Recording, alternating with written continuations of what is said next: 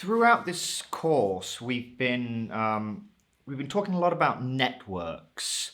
A network being a system of usually a large number of components that interact with each other.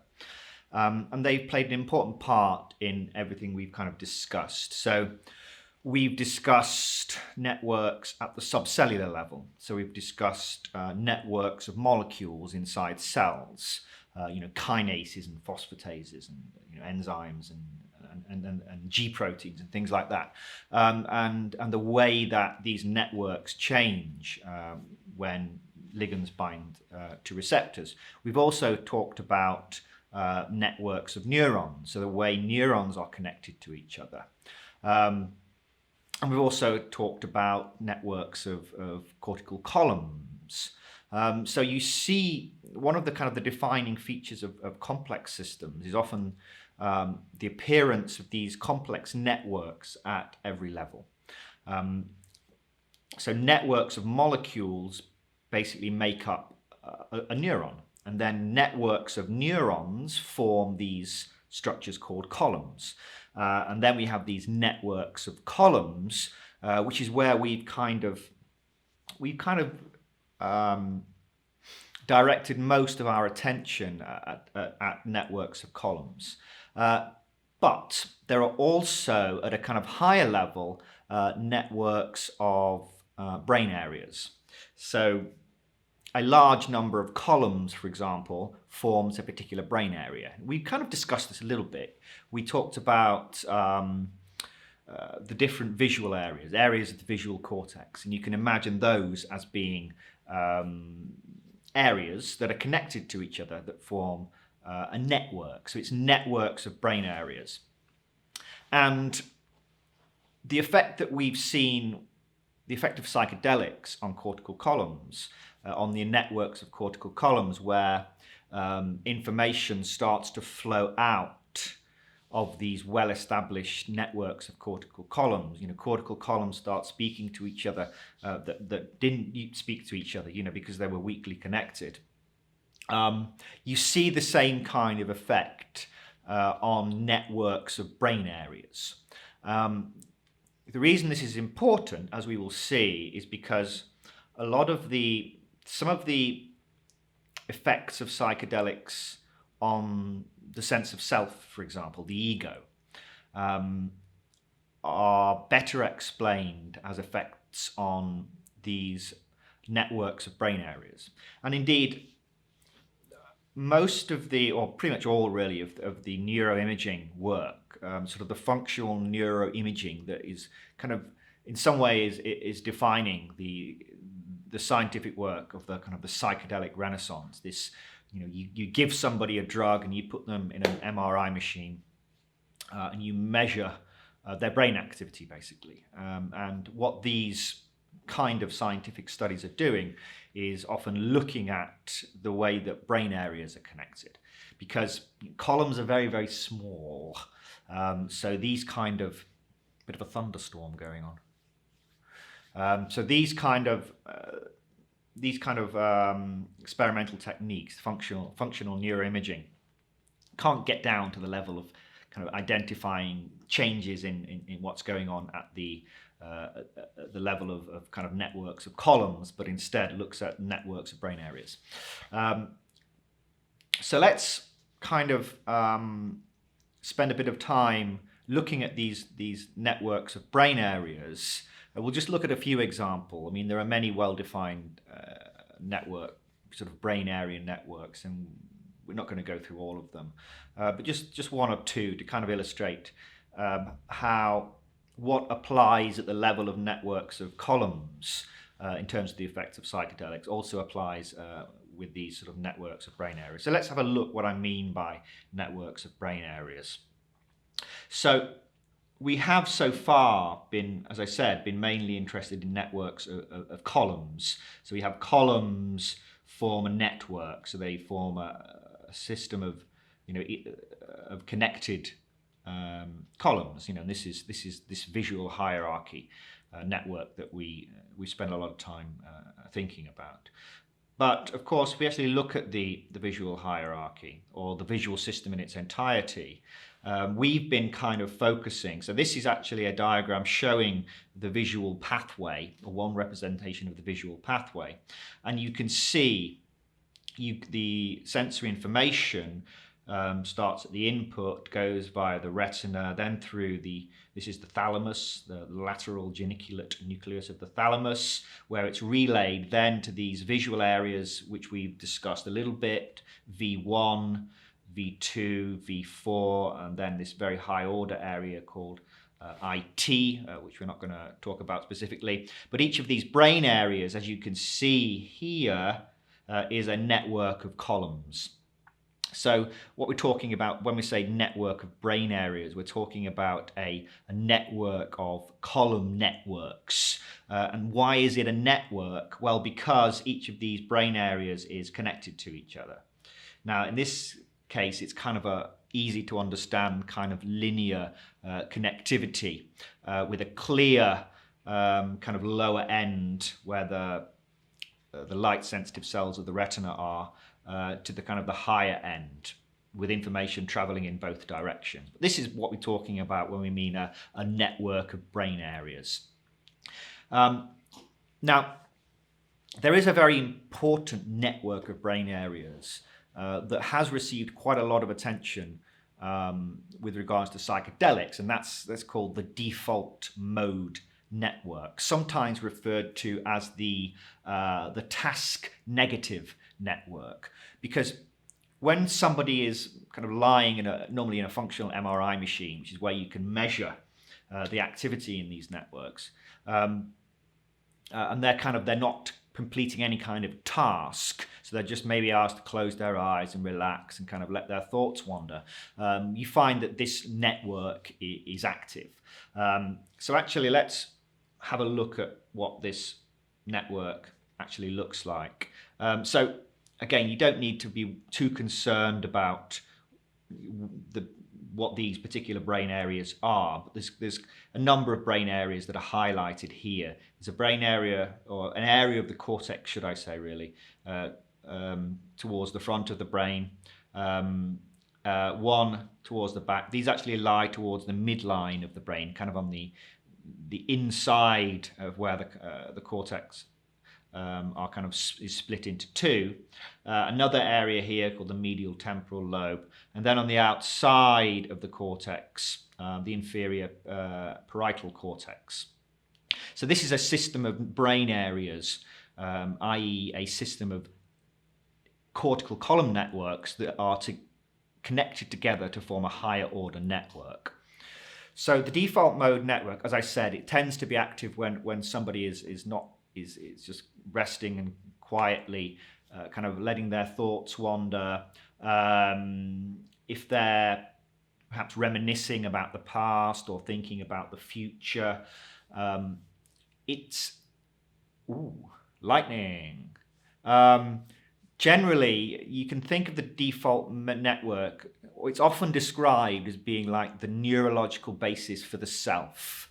So I like to think of it as kind of instantiating your model of yourself as opposed to the environment. So it allows you to distinguish between what's kind of you and what's not you, or yourself and your environment. Another way you might think about it is that the default mode network constructs not a model of the environment as we've spent most of our time thinking about, but a model of yourself. So this then naturally raises the question as to what happens when this network is disrupted. So let's buy psychedelics. So before we get to that, let's have a look at some other networks and just talk a little bit about the relationship between them. So here we can see several networks, and basically they're just highlighted brain areas, basically, that are known to be connected to each other. So we've spent some time looking at the visual network at the back of the brain. So this is kind of familiar to you now. The default mode network, as I said, is sometimes called the task negative network, showing these brain areas. You can see the brain areas towards the midline of the brain here, as well as this area of the parietal cortex on the outside. And there are other networks as well, the sensory motor network, as it's called, and this important one here called the task positive network. So this task positive network tends to be activated when you are engaged in a particular task. So, imagine that you're lying in an fMRI machine, simply because, as I said, this is where you can measure these networks, and you're just wandering, your thoughts are wandering, your eyes are closed, just relaxing as best you can. Then you see the the DMN, the default mode network would be activated. Now, when the default mode network is activated, the task positive network tends to be deactivated. What is the task positive network? So if you go from this kind of relaxed, not doing anything, task negative state to a task positive state, in other words, if the experimenters ask you to perform some kind of task, says, oh, can you look at this image? Can you solve this mathematical problem? Can you complete this puzzle? Can you answer some questions about this image or something like that? So when you're actually engaged in a task that requires your focused attention, not on yourself, but on something perhaps external to you, then the default mode network is disengaged and the task positive network is engaged. Now, the reason I'm particularly emphasizing the task positive and task negative networks is because they have this kind of antagonism. They are what's called inversely correlated. And what that means is that, as I mentioned, when the task negative network, the default mode network, is activated, the task positive network is inhibited. Whereas as soon as the task positive network is activated, when you start to be engaged in a particular outward directed attention demanding task, then the default mode network is inhibited. So they have this, it's like a seesaw, like a push-pull mechanism. And these networks don't tend to speak to each other. And this is more generally is a way that the brain uses networks to kind of organize its activity.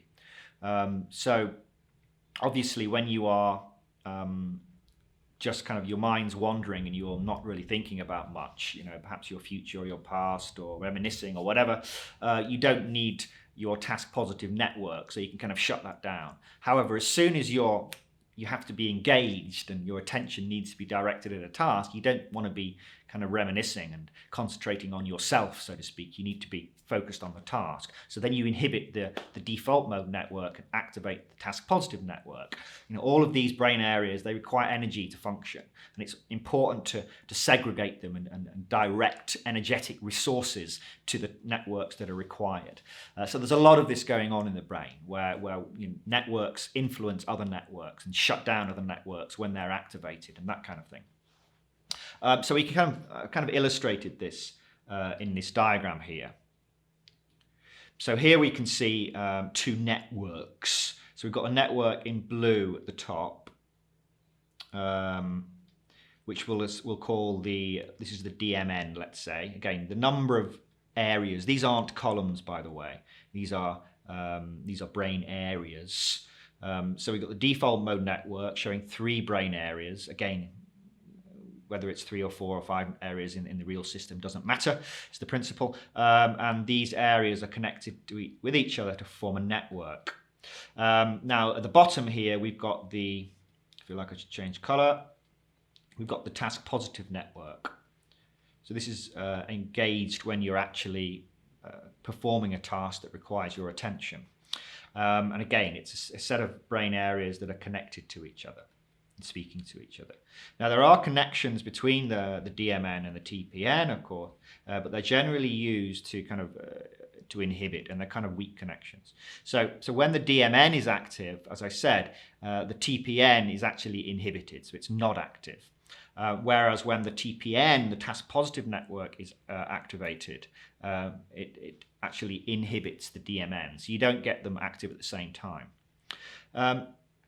Now, under the influence of a psychedelic, now we saw that when a classic psychedelic enters the brain, it causes information to flow out of these well-established cortical column networks, and we explain many of the psychedelic effects using that idea. It turns out you actually see that same effect occurring at this higher level of organization. In other words, you start to see these demarcated, well-defined brain area networks start to break down. So you get kind of weaker connections between between areas within the same network, and then kind of stronger connections between brain areas in different networks. In other words, information starts to flow out of these well-established networks. So, for example,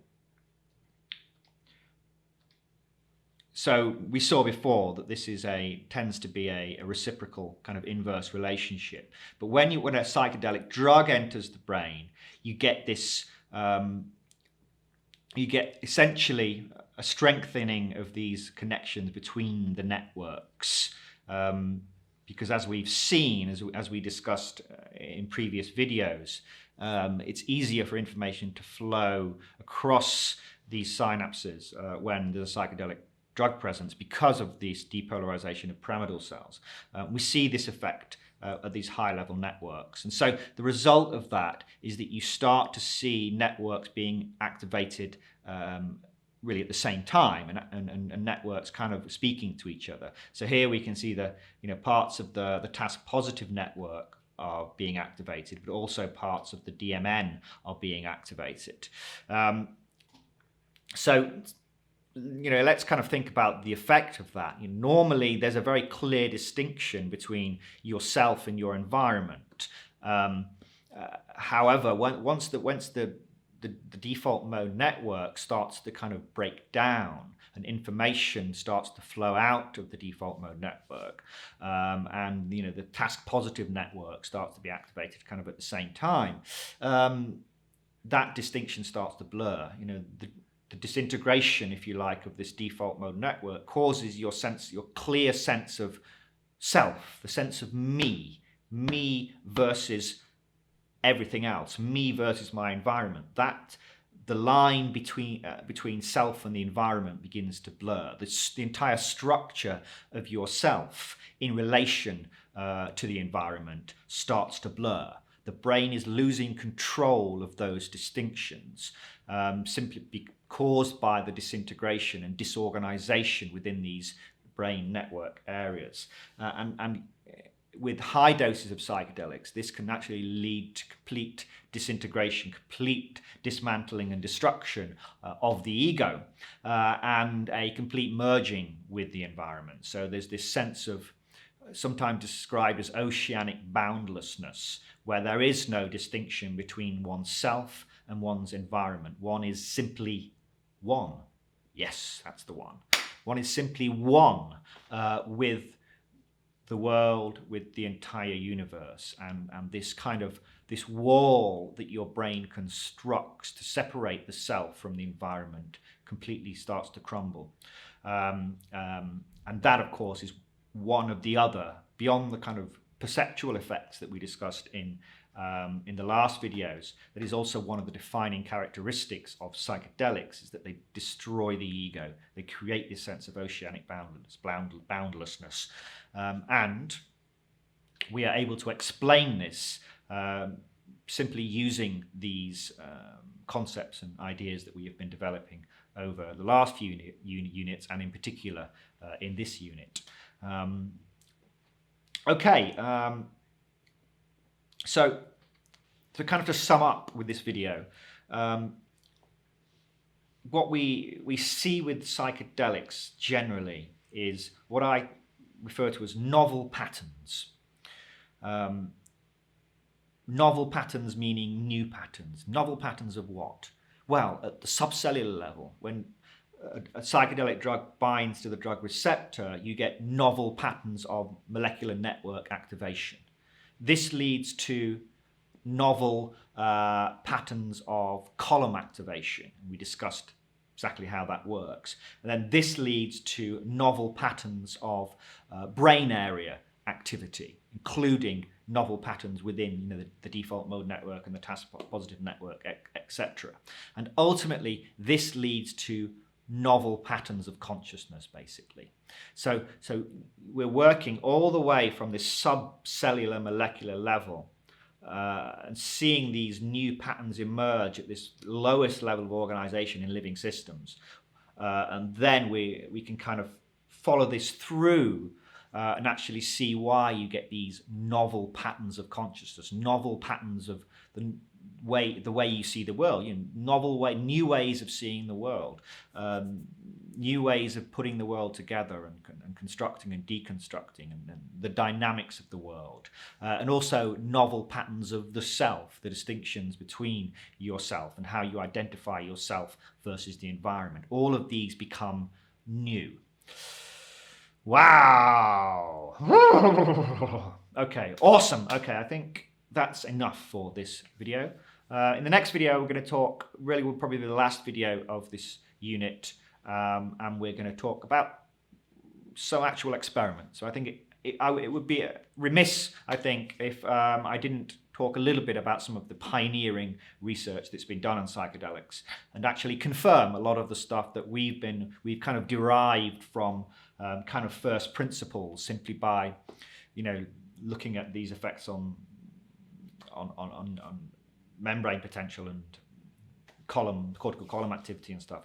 A lot of the neuroimaging work is actually kind of revealing these effects in living human brains. So I'll see you in the next video for that.